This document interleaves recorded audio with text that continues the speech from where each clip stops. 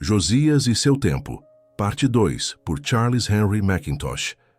Ao estudar a história de Josias e sua época, aprendemos uma lição especial e inestimável: o valor e a autoridade da palavra de Deus. Seria totalmente impossível para a linguagem humana expressar a vasta importância de tal lição. Uma lição para todas as épocas, para todos os climas, para todas as condições, para o crente individualmente e para toda a Igreja de Deus. A suprema autoridade das Sagradas Escrituras deve ser profundamente gravada em cada coração. É a única salvaguarda contra as muitas formas de erro e mal que abundam por toda parte. Os escritos humanos, sem dúvida, têm seu valor. Podem interessar à mente como referência, mas são completamente inúteis como autoridade. Precisamos nos lembrar disso. Há uma forte tendência na mente humana de se apoiar na autoridade humana. Consequentemente, milhões de pessoas em toda a Igreja professa foram virtualmente privadas da palavra de Deus, pelo fato de terem vivido e morrido sob a ilusão de que não poderiam saber que ela era a palavra de Deus sem a autoridade humana.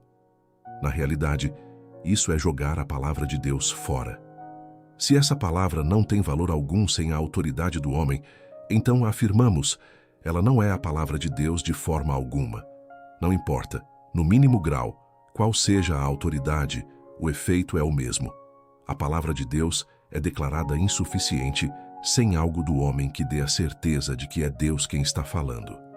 Este é um erro dos mais perigosos, e sua raiz está muito mais profunda no coração do que muitos de nós imaginamos.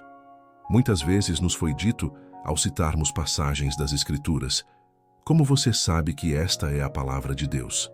Qual é o sentido de tal pergunta? Simplesmente para derrubar a autoridade da palavra. O coração que poderia sugerir tal indagação não quer ser governado pelas Sagradas Escrituras de forma alguma. A vontade está em jogo. Aqui reside o segredo profundo. Há a consciência de que a palavra condena algo que o coração deseja manter e acalentar, e, portanto, o esforço para deixar a palavra de lado por completo. Mas como podemos saber que o livro que chamamos de Bíblia é a palavra de Deus? Respondemos, ela carrega consigo suas próprias credenciais. Ela traz suas próprias evidências em cada página, em cada parágrafo, em cada linha. É verdade que é somente pelo ensinamento do Espírito Santo, o divino autor do livro, que as evidências podem ser ponderadas e as credenciais apreciadas. Mas não queremos que a voz do homem dê crédito ao livro de Deus. Ou se queremos, estamos com toda a certeza em terreno infiel no que diz respeito à revelação divina. Se Deus não pode falar diretamente ao coração, se Ele não pode dar a garantia de que é Ele mesmo quem fala, então onde estamos? Para onde devemos nos voltar? Se Deus não pode se fazer ouvir e entender, o homem pode fazê-lo melhor? Pode ele superar Deus? A voz do homem pode nos dar mais certeza? Podem a autoridade da Igreja, os decretos dos concílios gerais, o julgamento dos padres, a opinião dos doutores, nos dar mais certeza do que o próprio Deus? Se assim for, estamos igualmente perdidos, tão completamente na escuridão, como se Deus não tivesse falado. É claro que se Deus não falou, estamos completamente na escuridão. Mas se Ele falou e ainda assim não podemos conhecer a sua voz sem a autoridade do homem para acreditá-la, onde reside a diferença? Não é claro para o leitor destas linhas que, se Deus, em sua grande misericórdia, nos deu uma revelação, ela deve ser suficiente por si mesma. E por outro lado, que qualquer revelação que não seja suficiente por si mesma não pode ser divina. E além disso, não é igualmente claro que, se não podemos crer no que Deus diz, porque Ele o diz, não temos um fundamento mais seguro para nos apoiarmos quando o homem ousa a pôr seu selo de acreditação? Não sejamos mal interpretados. O que insistimos é isto: a suficiência total de uma revelação divina, à parte e acima de todos os escritos humanos, antigos, medievais ou modernos. Valorizamos os escritos humanos, valorizamos a crítica sólida, valorizamos a erudição profunda e precisa. Valorizamos a luz da verdadeira ciência e filosofia. Valorizamos o testemunho de viajantes piedosos que buscaram lançar luz sobre o texto sagrado. Valorizamos todos aqueles livros que nos revelam o assunto intensamente interessante das antiguidades bíblicas. Em suma, valorizamos tudo o que tende a nos auxiliar no estudo das Sagradas Escrituras, mas afinal, retornamos com ênfase mais profunda à nossa afirmação quanto à suficiência total e supremacia da Palavra de Deus. Essa palavra deve ser recebida por sua própria autoridade divina, sem qualquer recomendação humana, ou então não é a Palavra de Deus para nós. Cremos que Deus pode nos dar a certeza, em nossas próprias almas, de que as Sagradas Escrituras são de fato sua própria palavra. Se Ele não a dá, ninguém pode. E se Ele a dá, ninguém precisa. Assim, o apóstolo inspirado diz ao seu filho Timóteo: continua naquilo que aprendeste e de que foste inteirado, sabendo de quem aprendeste, e que desde a infância sabes as sagradas letras, que podem fazer-te sábio para a salvação, pela fé em Cristo Jesus. 2 Timóteo 3, 14, 15. Como Timóteo sabia que as Sagradas Escrituras eram a palavra de Deus, ele sabia disso por ensinamento divino. Ele sabia de quem havia aprendido. Aqui residia o segredo. Havia um elo vivo entre sua alma e Deus, e ele reconhecia nas Escrituras a própria voz de Deus. Assim deve ser para sempre. Não basta sermos convencidos no intelecto por argumentos humanos, evidências humanas e desculpas humanas de que a Bíblia é a palavra de Deus. Precisamos conhecer seu poder no coração e na consciência por ensinamento divino. E quando este for o caso, não precisaremos de provas humanas da divindade do livro, assim como não precisamos de uma vela, ao meio-dia, para provar que o sol está brilhando. Então, creremos no que Deus diz, porque Ele o diz, e não porque o homem o credencia, nem porque o sentimos. Abraão creu em Deus e isso lhe foi imputado como justiça. Ele não queria ir aos caldeus ou aos egípcios para descobrir deles se o que ouvira era de fato a palavra de Deus. Não. Ele sabia em quem havia crido, e isso lhe dava santa estabilidade. Podia dizer, sem sombra de dúvida: Deus estabeleceu um elo entre a minha alma e Ele mesmo por meio da sua palavra, que nenhum poder da terra ou do inferno jamais poderá romper. Este é o verdadeiro fundamento para todo crente, homem, mulher ou criança, em todas as épocas e sob todas as circunstâncias. Este foi o fundamento para Abraão e Josias, para Lucas e Teófilo, para Paulo e Timóteo, e deve ser o fundamento para o escritor e o leitor destas palavras. Caso contrário, jamais seremos capazes de resistir à crescente onda de infidelidade que está varrendo os próprios alicerces sobre os quais milhares de professos repousam. No entanto, podemos muito bem indagar: pode uma profissão meramente nacional, uma fé hereditária, um credo educacional sustentar a alma na presença de um ceticismo audacioso que raciocina sobre tudo e não acredita em nada? Impossível. Devemos ser capazes de nos colocar diante do cético, do racionalista e do infiel e dizer com toda a calma e dignidade de uma fé divinamente forjada: eu sei em quem tenho crido.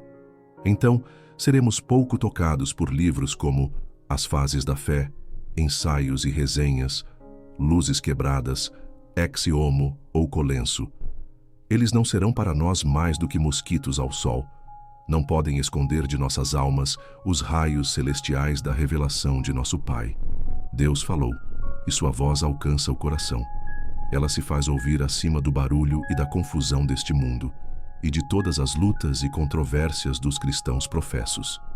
Ela dá descanso e paz, força e firmeza ao coração e à mente crentes. As opiniões dos homens podem causar perplexidade e confusão.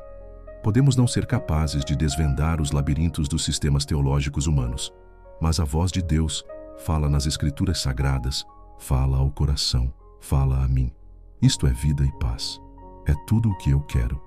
Os escritos humanos podem agora valer o que valem visto que tenho tudo o que quero na fonte sempre fluente da inspiração, o volume inigualável e precioso do meu Deus. Mas vamos agora nos voltar para Josias e ver como tudo aquilo em que estivemos nos concentrando encontra sua ilustração em sua vida e época. Josias tinha 8 anos quando começou a reinar. 2 Crônicas 34:1. Isso nos conta uma história sobre a condição e os costumes do povo de Deus.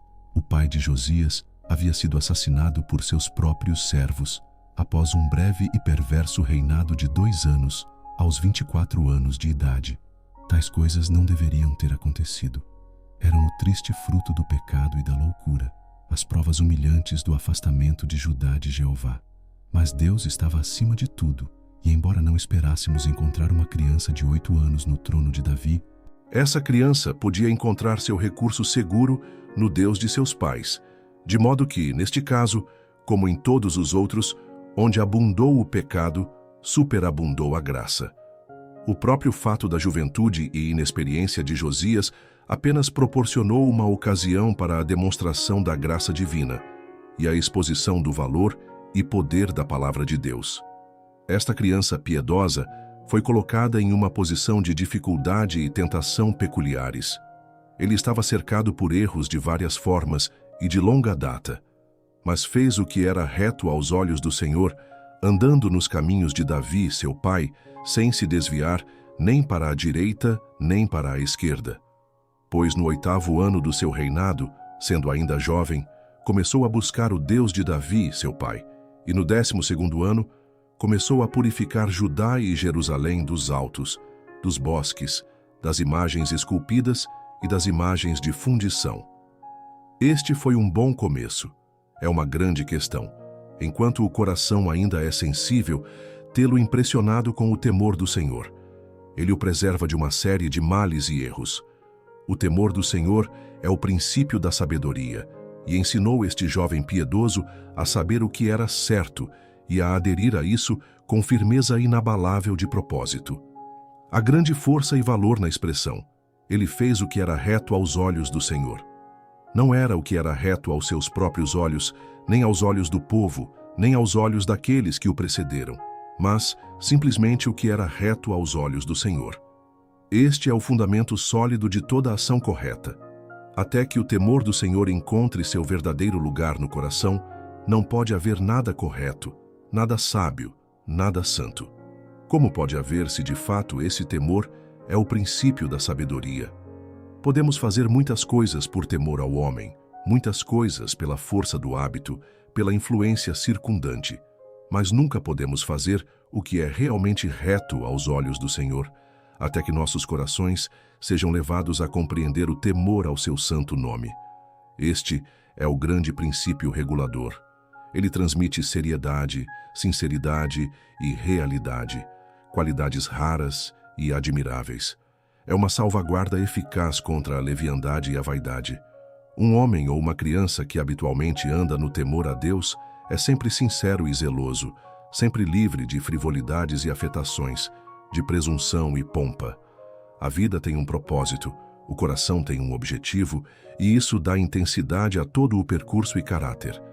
Mas, além disso, lemos sobre Josias, que andou nos caminhos de Davi, seu pai, e não se desviou nem para a direita, nem para a esquerda. Que testemunho para o Espírito Santo dar a respeito de um jovem? Como ansiamos por esta decisão clara? É inestimável em todos os momentos, mas especialmente em dias de frouxidão e latitudinarismo, de falsa liberalidade e caridade espúria, como os atuais. Ela transmite grande paz de espírito. Um homem vacilante nunca está em paz. Ele está sempre jogado de um lado para o outro. O homem de ânimo dobre é inconstante em todos os seus caminhos. Ele tenta agradar a todos e, no final, não agrada a ninguém. O homem decidido, ao contrário, é aquele que sente que precisa agradar apenas a um. Isso confere unidade e firmeza à vida e ao caráter.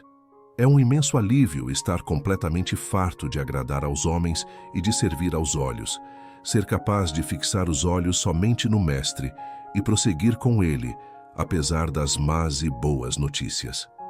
É verdade que podemos ser mal compreendidos e mal representados, mas isso é realmente uma questão muito pequena. Nossa grande tarefa é andar no caminho divinamente designado, não nos desviando nem para a direita nem para a esquerda.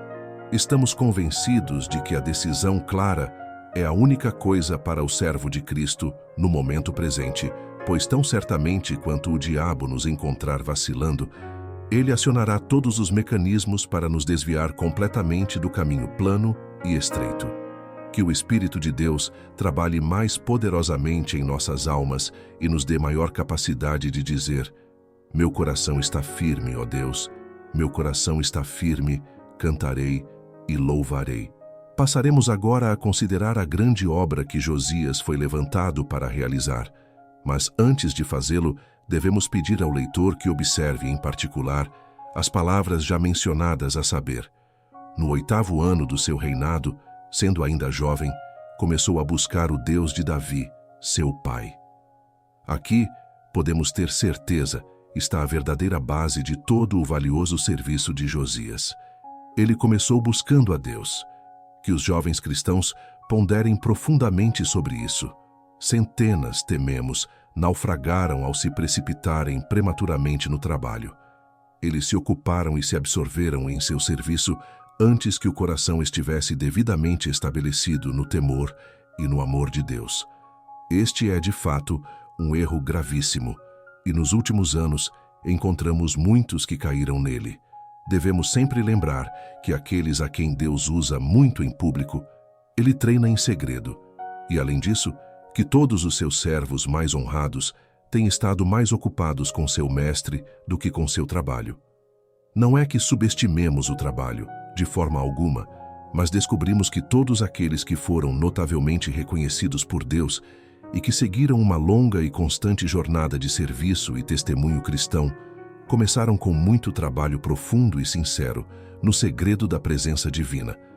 E por outro lado, notamos que quando os homens se precipitaram prematuramente no trabalho público, quando começaram a ensinar antes de aprender, rapidamente desistiram e recuaram.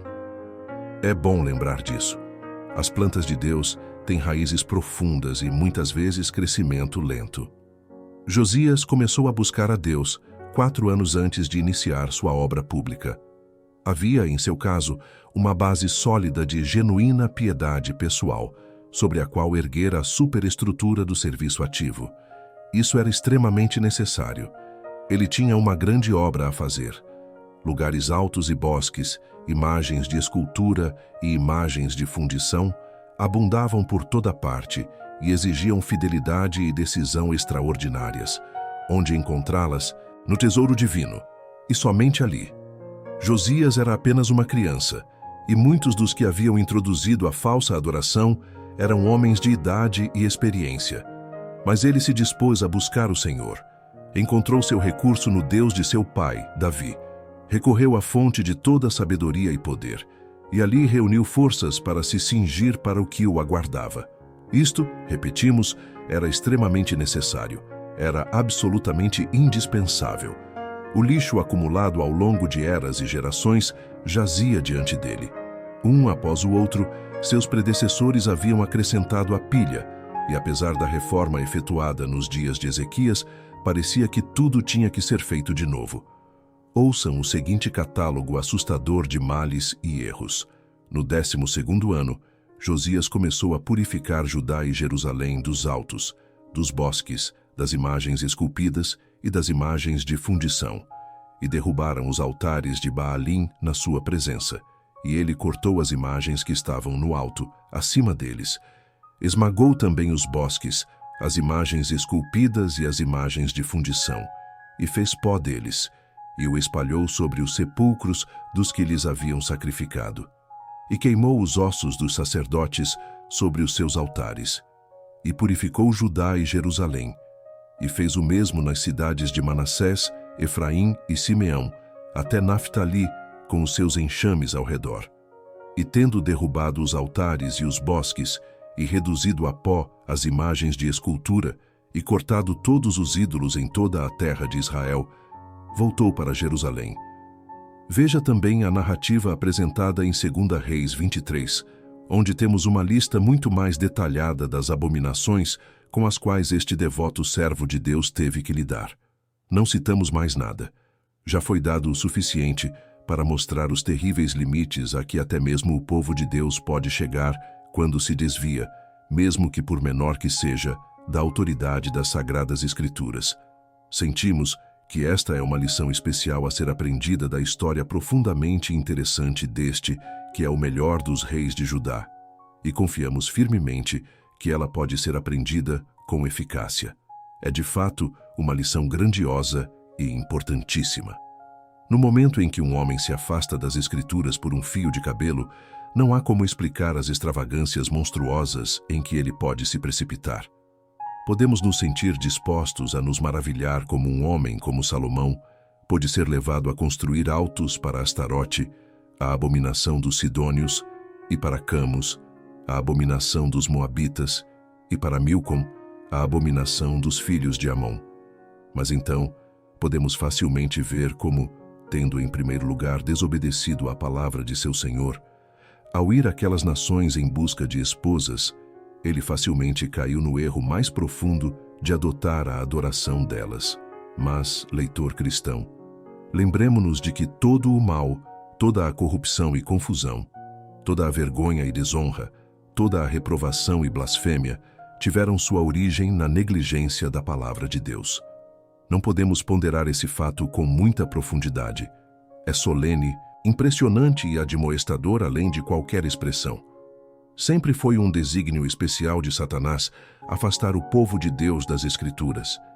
Ele usará tudo e qualquer coisa para esse fim: a tradição, a igreja, assim chamada, a conveniência, a razão humana, a opinião popular, a reputação e a influência, o caráter, a posição e a utilidade.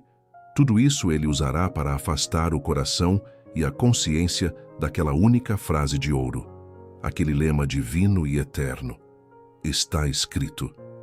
Todo aquele enorme amontoado de erros que nosso devotado jovem monarca foi capaz de triturar até virar pó e reduzir a pó. Tudo teve sua origem na negligência grosseira desta frase tão preciosa. Pouco importava a Josias que todas essas coisas pudessem se gabar da antiguidade e da autoridade dos pais da nação judaica. Tampouco o comovia a ideia de que esses altares e lugares altos, esses bosques e imagens, pudessem ser considerados provas de grandeza de coração, amplitude de espírito e uma liberalidade de espírito que rejeitasse toda estreiteza, fanatismo e intolerância, que não se limitaria aos estreitos limites do preconceito judaico, mas poderia propagar-se pelo vasto mundo e abarcar a todos no círculo da caridade e da fraternidade. Nenhuma dessas coisas, estamos convencidos, o comoveu. Se não se baseassem no "assim diz o Senhor", ele só tinha uma coisa a fazer com elas: reduzi-las a pó.